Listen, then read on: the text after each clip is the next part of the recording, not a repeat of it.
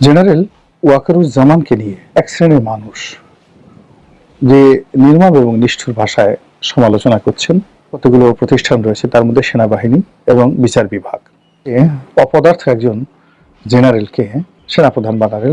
সেনাপ্রধান ওয়াকারুজ্জামানের সঙ্গে সমন্বয়ক হাসনাত আবদুল্লাহ ও সার্জিস আলমের কি হয়েছে এবং তাদের মাঝখানে কি নিয়ে দ্বন্দ্ব, এমন একটি নিউজ বর্তমান বাংলাদেশের সোশ্যাল মিডিয়াতে ভাইরাল হয়ে ছড়িয়ে পড়ছে। তো বন্ধুরা, মূলত এই সেনাপ্রধান ওয়াকারুজ্জামান ও হাসনাত আবদুল্লাহর সঙ্গে কি হয়েছে তার সঠিক তথ্য কিন্তু খুব কম লোকজনই জানে। হাসনাত আবদুল্লাহ ও সেনাপ্রধান ওয়াকারুজ্জামানের এই বিষয় নিয়ে আমরা পর্যালোচনা এবং তদন্ত করে বেশ কয়েকটি খুবই গুরুত্বপূর্ণ তথ্য এবং ভিডিও ফুটেজ পাই, যা আজকের ভিডিওতে সেগুলোই এক এক করে ধারাবাহিক তুলে ধরা হবে। যদিও আজকের ভিডিওটা কিছুটা লং হতে পারে, তবে আজকের ভিডিওতে জানতে পারবেন সেনাপ্রধান ওয়াকারুজ্জামান, হাসনাত আবদুল্লাহ ও সার্জিস আলমকে নিয়ে এমন কিছু অজানা গোপন তথ্য যা জানলে আপনিও ইতিমধ্যে অবাক হতে বাধ্য। সেই সাথে আরো জানতে পারবেন বর্তমান বাংলাদেশের রাজনীতির প্রেক্ষাপট আসলে কোন দিকে যাচ্ছে। বন্ধুরা চলুন, ভিডিওতে আজকে আর বেশি কথা বাড়াবো না, সরাসরি আজকে আমরা চলে যাব মূল ভিডিওতে। আর সেখানে আজকে আমরা দেখব সেনাপ্রধান ওয়াকারুজ্জামানের সঙ্গে এই সমন্বয়ক হাসনাত আবদুল্লাহর মূলত কি হয়েছে। জেনারেল ওয়াকারুজ্জামানকে নিয়ে এক শ্রেণীর মানুষ যে নির্মম এবং নিষ্ঠুর ভাষায় সমালোচনা করছেন। প্রথমত, পদ এবং পদবিগত কারণে আমি এর সঙ্গে দ্বিমত পোষণ করছি। একটি রাষ্ট্রের যে গুরুত্বপূর্ণ কতগুলো প্রতিষ্ঠান রয়েছে, তার মধ্যে সেনাবাহিনী এবং বিচার বিভাগ খুবই খুবই স্পর্শকাতর একটি বিষয়। এবং এ দুটো বিষয় নিয়ে এবং এ দুটো প্রতিষ্ঠান নিয়ে অতীতে স্বয়ং সম্রাট, রাজা কিংবা মহারাজা যারাই বাড়াবাড়ি করার চেষ্টা করেছেন, তাদের সবাইকেই এই দুটো প্রতিষ্ঠানের হাতে মরতে হয়েছে। একেবারে গিলোটিনে মরতে হয়েছে, তলোয়ারের নিচে মরতে হয়েছে। একজন সম্রাট, তিনি মনে করতেন যে তার সেনাবাহিনীর প্রধান কোনো বিষয় নয়, কোনো বিষয় নয়। তো এই বিভিন্ন সময়টিতে পরবর্তীকালে যখন সেই সম্রাটদের ব্যবস্থা রেখে গণতান্ত্রিক বিধি ব্যবস্থা হলো, এখানে হিটলারের মতো ডিক্টেটর চলে এলো, জুলফিকার আলী ভুট্টোর মতো ক্ষমতাধর প্রধানমন্ত্রী চলে এলো, বঙ্গবন্ধু শেখ মুজিবুর রহমানের মতো শক্তিশালী প্রধানমন্ত্রী চলে এলো, শেখ হাসিনার মতো শক্তিশালী প্রধানমন্ত্রী চলে এলো, যারা এই প্রতিষ্ঠানগুলোকে নিজেদের চাকর বাকরের মতো মনে করতেন। সেনাবাহিনীর প্রধানকে তুমি করে ডাকতেন, মনে করতেন যে লিডারশিপ, নেতাকর্মীদেরকে যেভাবে ডাকে, এই তুমি কেমন আছো, ইত্যাদি ইত্যাদি। বঙ্গবন্ধু তো তুই তুই করে বলতেন। মানে অতিরিক্ত আদর দেখাতে গিয়ে তিনি যে রাষ্ট্রীয় প্রোটোকলটা ভঙ্গ করেছিলেন, তার ফলে সেনাবাহিনীর মধ্যে যে অসন্তোষ তৈরি হয়েছিল এবং পুরো সেনাবাহিনীকে নিয়ে তিনি হয়তো অনেক ভালো চিন্তা ভাবনা করতেন। পুলিশকে নিয়ে তার অনেক ভালো চিন্তা ভাবনা ছিল, তিনি সবাইকে জনগণ ভাবতেন। কিন্তু রাষ্ট্র এবং জনগণ আলাদা একটা বিষয়, রাষ্ট্র এবং আমলাতন্ত্র আর একটা বিষয়। এই জিনিসগুলো যারা রাষ্ট্রনায়ক, আব্রাহাম লিঙ্কনের মতো যারা রাষ্ট্রনায়ক, রোনাল্ড রিগানের মতো যারা রাষ্ট্রনায়ক, তারা যত সুন্দরভাবে হ্যান্ডেল করতে পেরেছিলেন, কিন্তু যারা এই প্রতিষ্ঠানগুলোকে একত্র করে ফেলেছিলেন এবং নিজেদের লিডারশিপ কোয়ালিটির মাধ্যমে তারা সবাইকে কর্মী হিসেবে সম্বোধন করেছিলেন, তারা কিন্তু আলটিমেটলি সবাই এই দুটো প্রতিষ্ঠান দ্বারা, অর্থাৎ বিচার বিভাগ দ্বারা এবং সেনাবাহিনী দ্বারা ক্ষতিগ্রস্ত হয়েছিলেন। উদাহরণ হিসেবে আমি যাকে বলা হয় জুলফিকার আলী ভুট্টোর কথাই বলি। তিনি দেখে শুনে সবচেয়ে অপদার্থ একজন জেনারেলকে সেনাপ্রধান বানালেন, জেনারেল জিয়াউল হক। তার চেহারাটা বেশি একটা ভালো ছিল না, তিনি আদর করে বলতেন, কামন মাই মানকি জেনারেল। তাকে তিনি বানর জেনারেল হিসেবে আখ্যায়িত করতেন। এই কথা শুনে সেনাপ্রধান জেনারেল জিয়াউল হক হাসতেন, কখনো কখনো মাথা নিচু করতেন, আবার কখনো কখনো সালাম করে অতিরিক্ত কৃতজ্ঞতা প্রকাশ করতেন। কিন্তু যখন তিনি সুযোগ পেয়েছেন বিদ্রোহ করার, সঙ্গে সঙ্গে বিদ্রোহ করেছেন এবং যেই দিন তিনি তাকে গ্রেপ্তার করলেন, জিয়াউল হক যে মানে ভুট্টোকে গ্রেপ্তার করলেন, তখন মিসেস ভুট্টো, যার নাম ছিল নুসরাত, বেনজির ভুট্টোর মা নুসরাত ভুট্টো, তিনি প্রাণান্ত চেষ্টা করেও তার সঙ্গে দেখা করতে পারেননি এবং তাকে কিন্তু সেই ফাঁসিতে চড়তে হয়েছিল। একইভাবে জেনারেল ওয়াকার, তাকে শেখ হাসিনা ডেকে নিয়েছিলেন আত্মীয় হিসেবে, তাকে তুমি তুমি করে হয়তো ডাকতেন এবং পরিবারের একজন সদস্য মনে করতেন। ফলে কি হলো, জেনারেল ওয়াকারের হাতে তার যে পতন হবে, এটি আমার মধ্যে ক্ষুদ্র মানুষ যেদিন তিনি নিয়োগ লাভ করেছিলেন সেই দিনই আমি বলেছিলাম, কে এই ওয়াকার, দেখে নেবেন নিয়োগ লাভ করার পর একটা ভিডিওতে, যে শেখ হাসিনা যার প্রতি বেশি বিশ্বাস করেছেন, প্রকৃতি তাকে নিয়ে খেলছে এবং তার হাতে তার পতন হবে, এবং ঠিক সেম ঘটনাটি ঘটেছে। যা হোক, জেনারেল ওয়াকার, তার পক্ষে আমি কিছুই বলবো না এই মুহূর্তে, যেহেতু তার ক্ষমতা তার হাতে। তার পক্ষে কথা বলা মানে অনেকে মনে করবেন যে আমি হয়তো কোনো ধান্দা করছি, আমি কোনো ফন্দি করছি, আমি কোনো ফিকির করছি ইত্যাদি সব কিছু। তো এখন যেটি হচ্ছে, আবার তাকে নিয়ে তুচ্ছ-তাচ্ছিল্য করে যে সকল কথাবার্তা বলা হচ্ছে, এগুলো কিন্তু আমি সহ্য করতে পারছি না। এর কারণ হলো, তার বিরুদ্ধে যে কথাগুলো বলা হচ্ছে এগুলো মূলত রাষ্ট্রকে আঘাত করছে। সার্জিস, হাসনাত আমাদের তরুণ প্রজন্মের সন্তান, নিঃসন্দেহে তাদের পেছনে অনেক বড় বড় রাজনৈতিক মাথা আছে, দেশি এবং বিদেশি। তারা কতটা নিজের বুদ্ধিতে চলেন, কতটা বিদেশি তাদের যারা উপদেষ্টা রয়েছেন তাদের বুদ্ধিতে চলেন, কিংবা তাদের যে সকল দেশি উপদেষ্টা রয়েছেন তাদের বুদ্ধিতে চলেন, আমি বলতে পারবো না। তবে গত 7-8 মাসে এই যারা মাহফুজ, তারপরে সার্জিস কিংবা হাসনাত, তারা যথেষ্ট দক্ষতা অর্জন করেছেন, অভিজ্ঞতা অর্জন করেছেন, ম্যাচুরিটি অর্জন করেছেন এবং পরিবেশ পরিস্থিতি মোকাবেলা করার জন্য যথেষ্ট তাদের ধীর শক্তি রয়েছে। তো কাজেই তারা জেনারেল ওয়াকারুজ্জামানের সাথে বা ডিজিএফআইয়ের সাথে যে একটা বৈঠক করেছেন, সেই বৈঠকটি নিয়ে তারা কেন ফেসবুকে স্ট্যাটাস দিলেন এবং সেই ফেসবুকে স্ট্যাটাস নিয়ে এখন সারা বাংলাদেশে রীতিমতো তোলপাড় শুরু হয়েছে এবং রাজপথে নজিরবিহীনভাবে ওয়াকার না হাসনাত, হাসনাত হাসনাত যে স্লোগান হচ্ছে, এটি বাংলাদেশকে রীতিমতো গৃহযুদ্ধের দিকে ঠেলে দেবে। হাসনাত নিঃসন্দেহে সেনাবাহিনী প্রধান হতে চান না, আবার সেনাবাহিনী প্রধানও হাসনাত হতে চান না। সেনাবাহিনী প্রধান এই মুহূর্তে প্রধানমন্ত্রী হতে চান না, প্রধান উপদেষ্টা হতে চান না, বা প্রেসিডেন্ট হতে চান না। আবার হাসনাত এই মুহূর্তে প্রধানমন্ত্রী, প্রেসিডেন্ট হতে চান না। তিনি একজন রাজনৈতিক নেতা হিসেবেই তার ক্যারিয়ার এই মুহূর্তে গড়তে চান।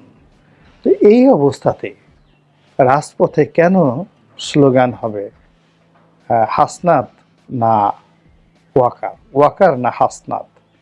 এই জিনিসগুলো কোথায় নিয়ে যাচ্ছে বোঝার চেষ্টা করুন। মানুষের যে শক্তিমত্তা, এই শক্তির সঙ্গে যদি আপনি তার হাতে একটি লাঠি দেন, তার শক্তি দ্বিগুণ হয়ে যায়।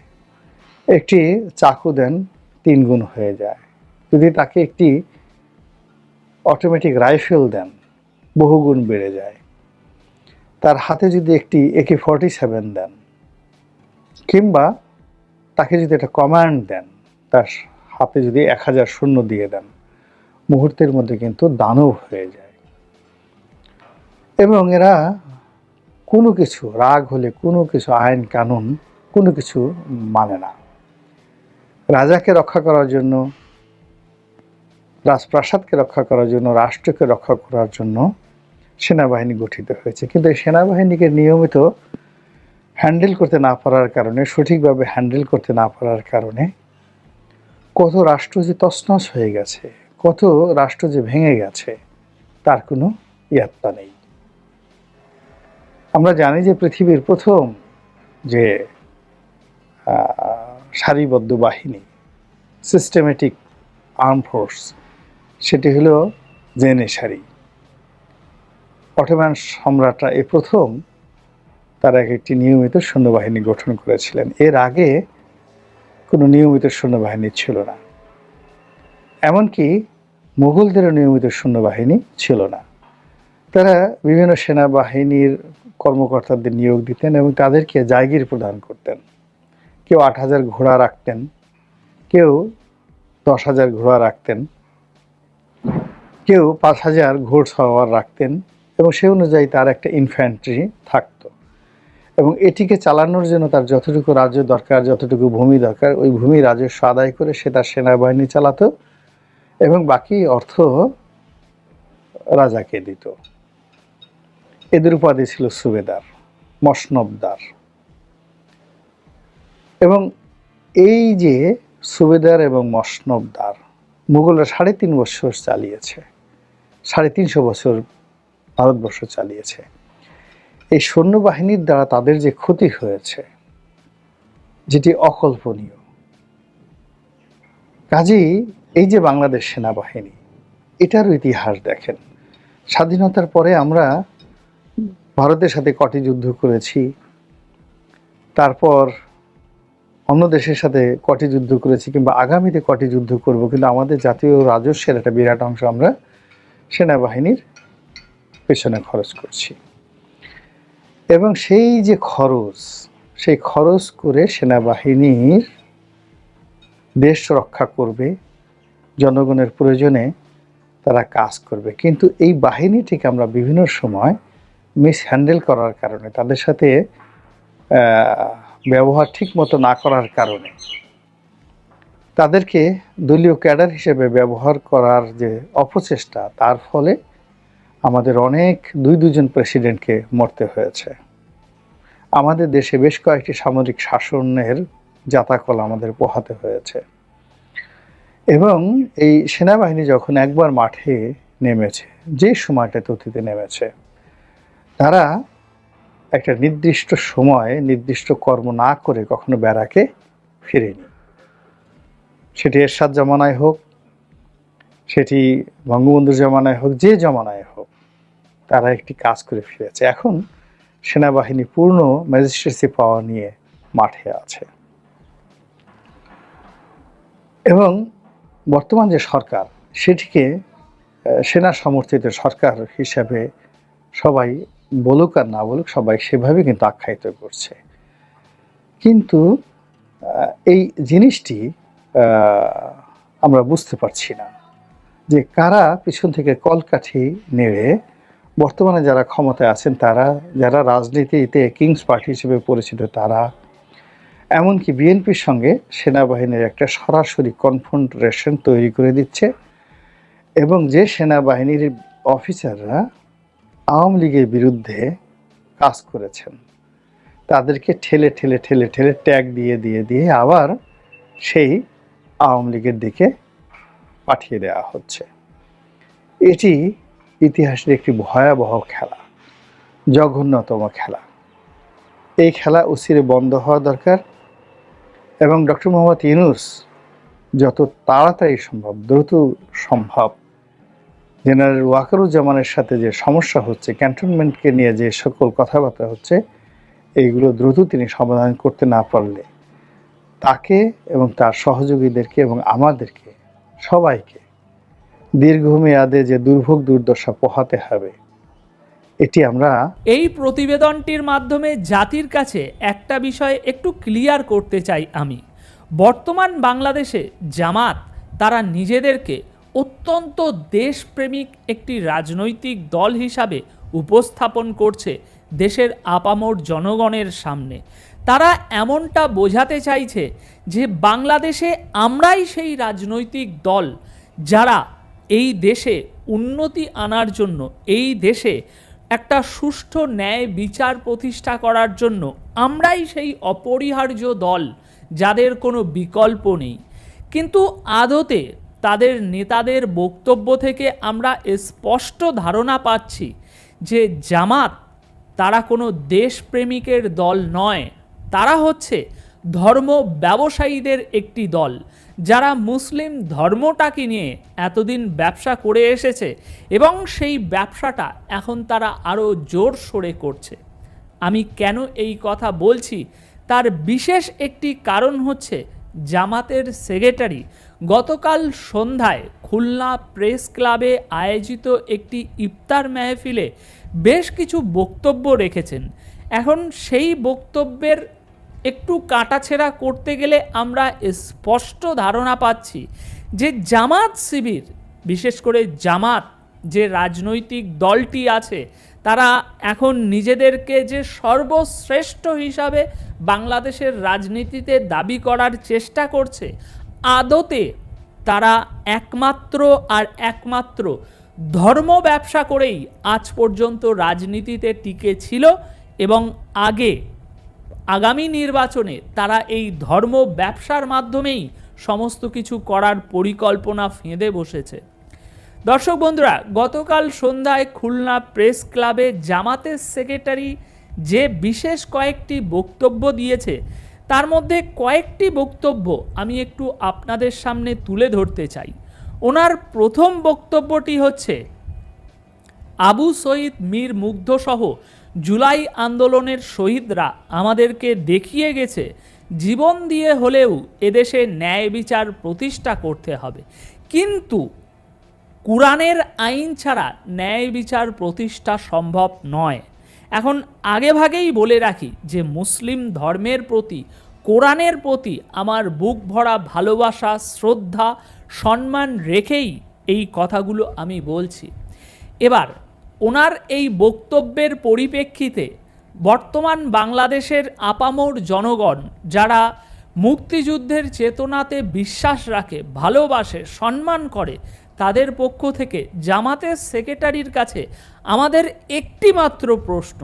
তিনি যে বলছেন দেশের ন্যায় বিচার প্রতিষ্ঠা করতে হবে, কিন্তু কোরআনের আইন ছাড়া ন্যায় বিচার প্রতিষ্ঠা করা সম্ভব নয়, তাহলে তিনি বলুন যে পৃথিবীর এতগুলো যে দেশ আছে, সমস্ত দেশের কোথাও তো কোরআনের আইন প্রতিষ্ঠা করা নেই।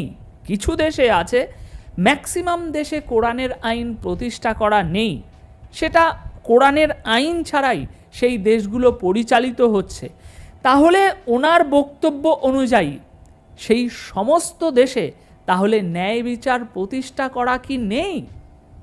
পৃথিবীর আর যত দেশ আছে যেখানে যে দেশগুলোতে কোরআনের আইন প্রতিষ্ঠা করা নেই, সেই সমস্ত দেশে তাহলে কি ন্যায় বিচার নেই? এখন এখানে আমি কোনো দেশের নাম তুলে আনছি না, আপনারাই বিচার করে দেখতে পারেন কোন কোন দেশে কোরআনের আইন আছে আর কতগুলো দেশে কোরআনের আইন ছাড়া দেশগুলো পরিচালিত হচ্ছে এবং উন্নতির শিখরে চলে যাচ্ছে এবং সারা বিশ্বে তাদের ডমিনেন্স বজায় রেখেছে সেই শতক থেকে এখনো পর্যন্ত। তাহলে আমাদের প্রশ্ন একটাই, জামাতের আমির তাহলে কি বোঝাতে চাইছে কোরআনের আইন ছাড়া যে দেশ পরিচালিত হচ্ছে সেই দেশে ন্যায় বিচার প্রতিষ্ঠা নেই? সুতরাং এখানেই তা ওনার এই প্রথম বক্তব্যেই প্রমাণিত হয়ে যাচ্ছে যে জামাত এবং জামাতের এই লিডাররা প্রত্যেকেই এক একটা ধর্ম ব্যবসায়ী। ইসলাম ধর্ম যেটাকে নিয়ে বাংলাদেশের কোটি কোটি মানুষের মধ্যে, মানুষের মনের মধ্যে একটা সম্মান, ভালোবাসা, শ্রদ্ধা, নম্র ভাব রয়েছে, এই জামাত মানুষের মনের সেই সূক্ষ্ম নরম জায়গাটা নিয়ে, সেই সংবেদনশীল জায়গাটা নিয়ে রাজনীতি করে। আওয়ামী লীগ, বিএনপি ব্যতীত আর যে সমস্ত রাজনৈতিক দল আছে তাদের ভিন্ন ভিন্ন এজেন্ডা, সেগুলো বিভিন্ন রকম হতে পারে, কোনো সমস্যা নেই। কিন্তু জামাতের যে এজেন্ডা রাজনীতি করার, এটা খুবই খুবই খুবই খুবই খতরনাক। কারণ ধর্ম ব্যবসায়ীরা যখন রাজনীতিতে নেমে পড়ে তখন সেই দেশের রাজনীতিতে ব্যাপক বড় একটা ভূচাল আনতে পারে এই ধর্ম ব্যবসায়ীরা। পরবর্তীতে জামাতে ইসলামীর সেক্রেটারি মিয়া গোলাম পারোয়ার বলছেন, বাংলাদেশের রাজনীতিতে আবারও কালো মেঘ দেখতে পাচ্ছি। দিল্লির আধিপত্যবাদের কালো থাবা আবারও কোনো রাজনৈতিক নেতার ওপর ভর করেছে, যে কারণে আওয়ামী লীগকে আবার পুনর্বাসনের সুর দিচ্ছেন ওই সব রাজনৈতিক নেতারা। তা ওনার কাছে আমাদের প্রশ্ন, কোন সব রাজনৈতিক নেতারা এই সুর দিচ্ছে? আপনি স্পেসিফিকলি খুলে বলুন কোন সব নেতারা।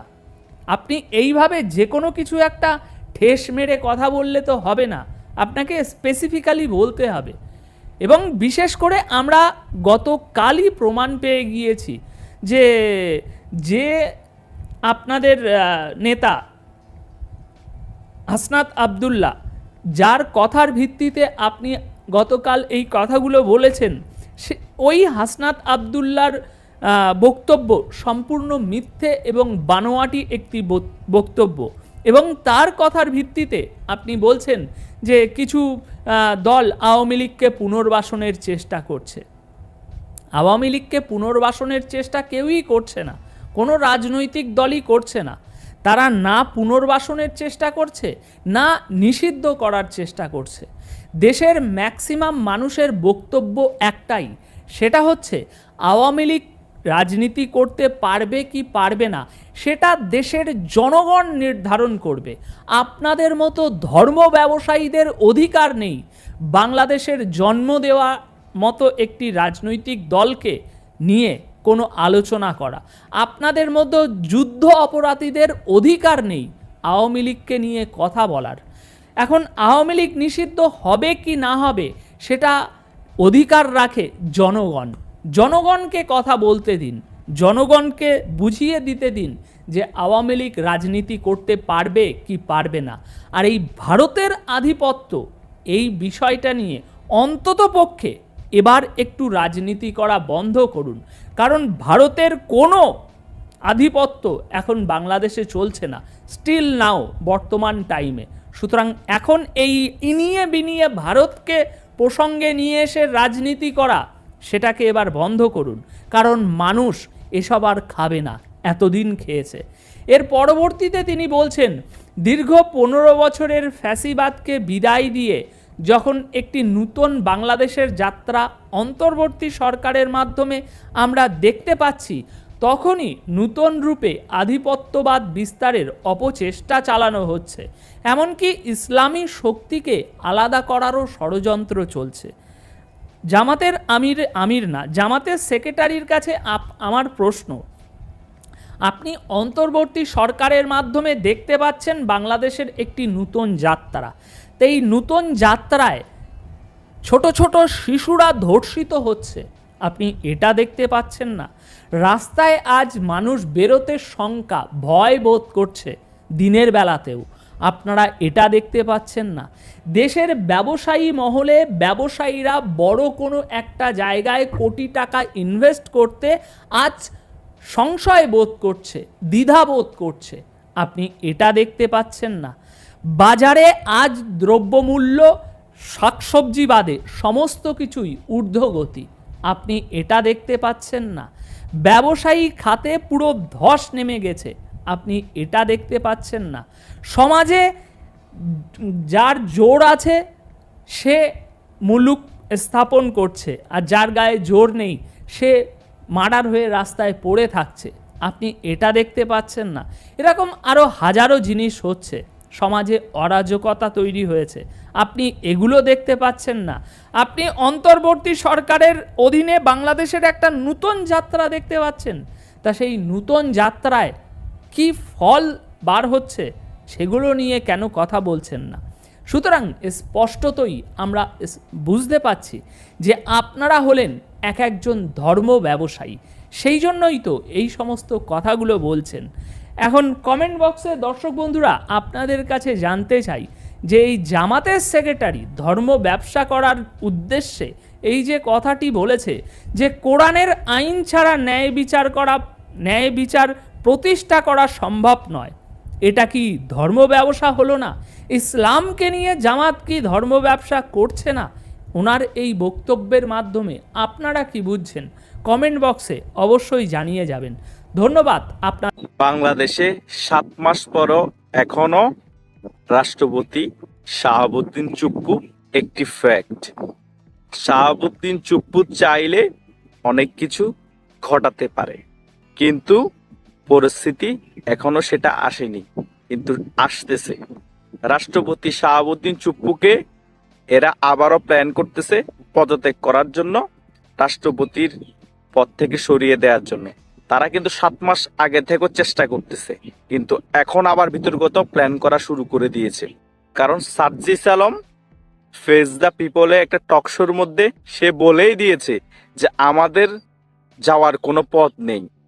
আওয়ামী লীগ যদি আবার প্রতিষ্ঠিত হয়ে যায় তাহলে আমাদেরকে যেখানে সেখানে ঝুলিয়ে রাখবে। এটাই হচ্ছে সত্য কথা, এটাই বাস্তবতা। তারা এখন তাদের অপশন হচ্ছে সংবিধান বাতিল করে দেওয়া বাংলাদেশের, এই রাষ্ট্রপতিকে পদত্যাগ করিয়ে সরিয়ে দেওয়া, বা যে কোনো মূল্যে রাষ্ট্রপতিকে সরিয়ে দেওয়া। আর্মি চিফকে সরিয়ে দেওয়ার প্ল্যান আগে থেকেই ছিল। তারা এখন আবার নতুন করে ছক আঁকতেছে রাষ্ট্রপতিকে সরিয়ে দেওয়ার। তা না হলে তাদের যে কি ভয়াবহ পরিস্থিতি হবে তারা বুঝতে পারতেছে। কারণ রাষ্ট্রপতি যদি আবার চায় রিসেট বাটন ক্লিক করে 7 মাস আগে বাংলাদেশ যেমন ছিল তেমন করে ফেলতে পারে। কারণ রাষ্ট্রপতির হাতে যতটুকু ক্ষমতা আছে তা করার জন্য এনাফ। রাষ্ট্রপতির হাতে শাসন বিভাগ, আইন বিভাগ, বিচার বিভাগের তিনি আনুষ্ঠানিক প্রধান এবং সশস্ত্র বাহিনীর তিনি চিফ ইন কমান্ড। তিনি ছোটখাটো মানুষ না, তার কাছে ক্ষমতা আছে বিদেয়ী তো সে রাষ্ট্রপতি। অন্তত যে ক্ষমতা আছে রিসেট বাটন ক্লিক করে আবার আগের জায়গায় ফিরিয়ে আনতে পারে। ডক্টর ইউনূস বলেছে না, বাংলাদেশে রিসেট বাটন ক্লিক করা হয়েছে। এই রিসেট বাটন কিন্তু আমাদের রাষ্ট্রপতি শাহাবুদ্দিন চুপ্পু যদি ক্লিক করে ফেলে তাহলে সকল কিছু উলটপালট হয়ে যাবে। এই সার্জিস আলমের মতো যত সমন্বয়ক আছে, জাতীয় নাগরিক পার্টির যত সমন্বয়ক আছে, এখন নতুন রাজনৈতিক দল যত পদধারী আছে, সকলকে ঝুলিয়ে রাখা হবে। সেটা একটা টকশোতে সার্জিস আলম স্বীকারও করেছে। তা তাদের কাছে এখন নো ওয়ে, তারা এখন রাষ্ট্রপতিকে সরাতেই হবে, সংবিধান বাতিল করতেই হবে যে কোনো বিনিময়ে। তারা এখন আবার সে প্ল্যানটা নিয়ে অগ্রসর হচ্ছে। তাদের সাথে আছে ফরাত মাজার, কিন্তু রাষ্ট্রপতি তা হতে দিবে না। রাষ্ট্রপতি হচ্ছে বঙ্গবন্ধুর সৈনিক। রাষ্ট্রপতি তিনি নিজেও বলেছেন যে আমি কোটায় রাষ্ট্রপতি হয়নি, আমি যোগ্যতার বলে অনেক কষ্ট করে এই জায়গায় এসেছি, আমাকে পদত্যাগ করানো এত সোজা না। বঙ্গবন্ধুর সাথে তোমার 6 বার দেখা করার ভাগ্য হয়েছে, সেটাও তিনি বলেছেন।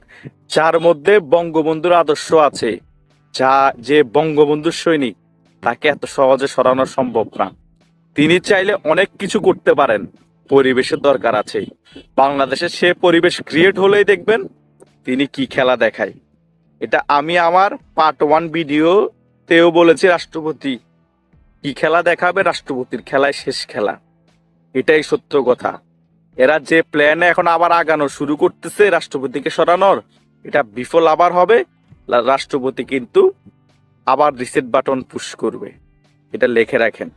রাষ্ট্রপতি বসে আছে, চুপচাপ হয়ে আছে, তার মানে এ না যে রাষ্ট্রপতি একদম ভ্যালুলেস। রাষ্ট্রপতির ভ্যালু আছে, সকল কিছু আছে। রাষ্ট্রপতি সকল কিছু অবজার্ভ করতেছে, ওনার খেলা এখনো দেখাচ্ছে না। কারণ আর্মি চিফও ওনাকে চুপ করে থাকতে বলেছে। আর্মি চিফও সকল কিছু অবজার্ভ করতেছে। ওদের যে দুর্বিসন্ধি বুদ্ধি, দুর্বিসন্ধি প্ল্যান আছে, সকল কিছু কিন্তু আর্মি চিফ বুঝতেছে, রাষ্ট্রপতিও বুঝতেছে। শুধু সময়ের অপেক্ষা। এই রাজাকারের বাচ্চাদের এই বাংলাদেশ থেকে কিভাবে রিসেট বাটন পুশ করে উড়িয়ে দিতে হয় সেটা ভালো করে বঙ্গবন্ধুর সৈনিক এই শাহাবুদ্দিন চুপ্পু জানে। শাহাবুদ্দিন চুপ্পুকে যেভাবে অপমান করা হয়েছে, শাহাবুদ্দিন চুপ্পু এগুলা কিছুই ভুলে নাই। এটা হচ্ছে বাস্তব প্রেক্ষাপট। বাংলাদেশে 7-8 মাস হয়ে গিয়েছে, রাষ্ট্রপতি চুপ হয়ে বসে আছে। তার মানে এই না যে রাষ্ট্রপতির হাতে কোনো খেলা নেই। রাষ্ট্রপতির হাতে সকল খেলা।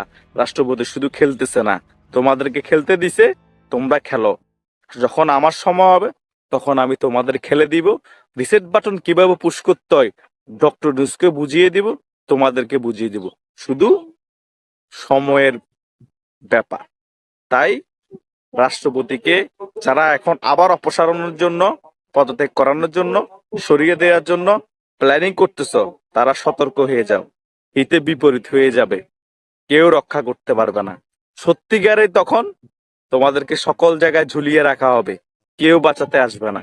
এখন তো আর্মি আসতেছে, তখন আর্মিও আসবে না, প্রশাসনও আসবে না, আর তোমাদের দলীয় কোনো বাহিনী নেই যে তোমাদেরকে প্রোটেক্ট করবে। তাই এসব দুর্বিসন্ধি থেকে দূরে সরে আসো, সেটাই মঙ্গলজনক।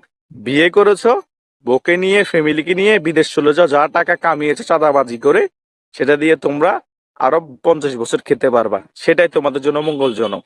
কারণ অল্প বয়সে বেশি পেকে গেলে সমস্যা। সেজন্যই তো গুরুজনরা বলো, অল্প বয়সে পাকিলে বাল, দুঃখ থাকে চিরকাল। এখন তোমাদের কতকাল দুঃখ থাকবে সেটা দেখার বিষয়। আর রাষ্ট্রপতি শাহাবুদ্দিন চুপ্পু কি খেলা খেলে সেটাও। ধন্যবাদ প্রিয় দর্শকবিন্দু, আমাদের ফুল ভিডিওটি দেখার জন্য আপনাকে জানাই অসংখ্য অসংখ্য ধন্যবাদ। তো বন্ধুরা, আজকে যে ভিডিওটি দেখলেন, যে বর্তমান সামাজিক যোগাযোগের মাধ্যমে যে বিষয়টি সবথেকে হাইলাইট এবং ভাইরাল, সেনাপ্রধান ওয়াকারুজ্জামান ও হাসনাত আবদুল্লাহ, তাদের মাঝখানে কি হয়েছে এই বিষয় নিয়ে কিন্তু আপনারা ইতিমধ্যে আলাপ এবং আলোচনা শুনতে পেয়েছেন। এবং সেই সমন্বয়ক হাসনাত আবদুল্লাহ এবং সেনাপ্রধান ওয়াকারুজ্জামানকে নিয়ে আপনাদের কী মন্তব্য অবশ্যই কমেন্ট বক্সে কমেন্ট করতে ভুলবেন না। আর হ্যাঁ, এমন নিত্য নতুন আপডেট খবর সবার আগে পেতে চাইলে এখনই আমাদের এই পিচ্চি সাকিব ইউটিউব চ্যানেলটি সাবস্ক্রাইব করুন। ধন্যবাদ।